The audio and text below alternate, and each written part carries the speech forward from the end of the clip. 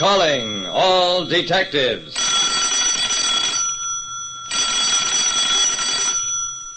A murdered man, a wire recorder that didn't record, and a shoe full of diamonds. These are the exhibits on this page from my casebook. The casebook of Jerry Browning, private detective. You don't have to be a mind reader to be a private detective like me, Jerry Browning, but it certainly helps. The office of Chet Pearson, private detective, might have been my office. The same battered desk, a telephone, a big steel filing cabinet, a couple of straight-back chairs. There was only one difference. In this office, Chet Pearson lay slumped across the desk. He'd been shot 4 times through the heart. Lieutenant Dawson of Homicide walked over to me. I'm taking that filing cabinet over to headquarters, Jerry. Check through all of Pearson's cases for possible lead. I nodded. I suppose you have to. But I don't think you'll find anything, Dawson. The cabinet was unlocked. Nothing in it looks disturbed. Dawson seemed inclined to agree, but just the same. Couple of you men, pick up that file cabinet. Easy, it's heavy. 2 cops started walking the cabinet across the floor. As they did, something wedged between the cabinet and the wall fell clattering to the floor. Dawson pounced on it, then turned to me. A spool of wire. Know anything about this, Jerry? I took the spool, examined it. Well, Chet was a radio amateur, had his own shortwave call letters, made a lot of his own equipment. I turned the spool over in my hand. Dawson, do you suppose this could be from a wire recorder? Because if it is, there may be voices on it. Even the voice of Pearson's killer. In the office of a murdered private detective who was also a radio amateur, we found a spool of wire that looked as though it might be the kind of wire on which voices can be recorded. At the police laboratory, the lab technician took the wire spool, threaded it into the machine. I don't think the stuff is recording wire. Too thin. Well, try it anyway. I watched as the technician uncoiled the snapped wire from the machine. Pearson must have used this wire to wind coils. Certainly didn't record voice on it. And that was the end of a potential clue. I picked up the spool. Mind if I take this? Go ahead, it's worthless to us.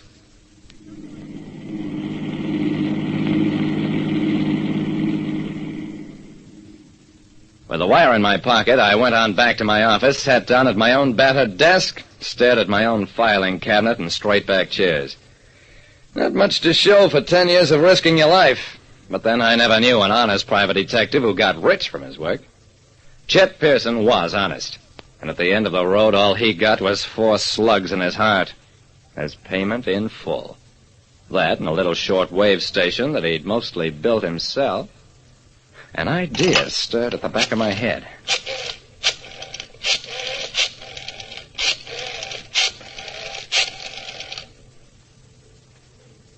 Hello, Chronicle. I want to place a classified ad under personals. Well, I'll read it to you. Jerry Browning, private detective, announces that he has taken over the practice of Chet Pearson, deceased. Confidential investigations. Conversations recorded with latest electronic equipment as perfected by Pearson. Put on my name and address, substituted for my regular ad until canceled.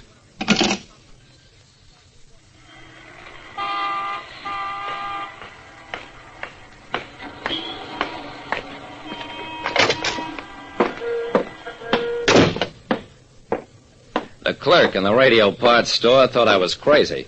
A portable recording set strapped around your body?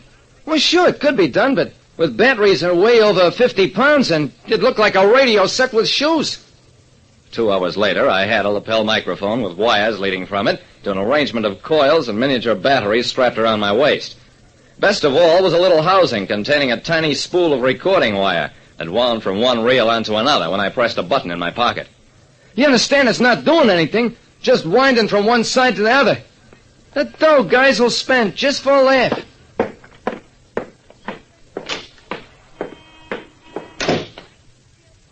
When I got back to my office, I had a conversation with Dawson, warned him about my ad. Then I waited.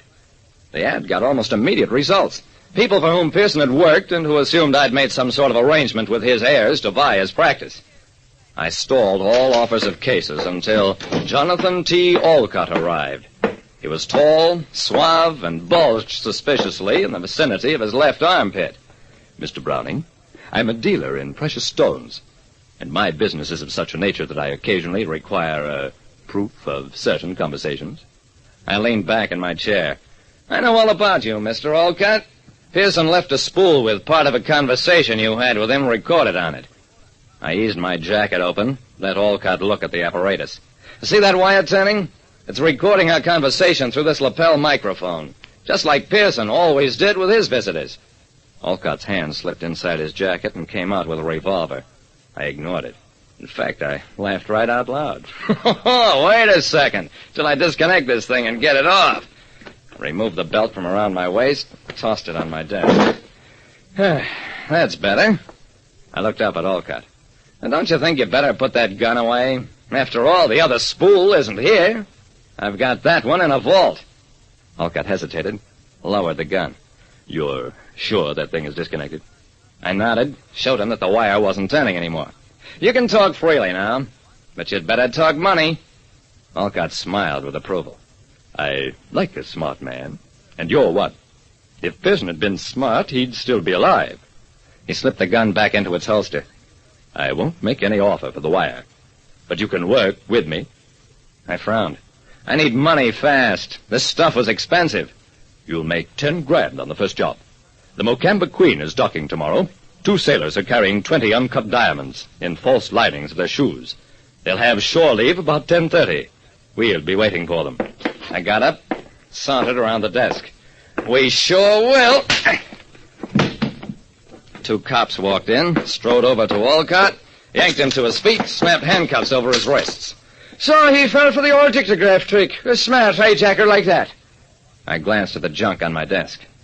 Just goes to prove that an old trick can always be given a new twist and brought up to date. Okay, take him away. The 2 sailors from the Mocambe Queen were met as they came ashore, not by hijackers, but a police squad that arrested them and confiscated their smuggled gems. At that, the men were lucky. They might have met Olcott, and fared much worse. That's what Olcott was, a crook who preyed on other crooks, a hijacker of smuggled stones. Pearson had been investigating the murder of a seaman for a steamship line that was his client, and he ran across Olcott's trail. Olcott tried to buy him off, and when that failed, used simpler means to shut Pearson's mouth. Like I said, in this detective business, it isn't what you know that counts, but what the other fellow thinks you know. Listen next time to Calling All Detectives, mystery drama, mystery quiz, and a chance for you to match wits with yours truly, Jerry Browning, private detective.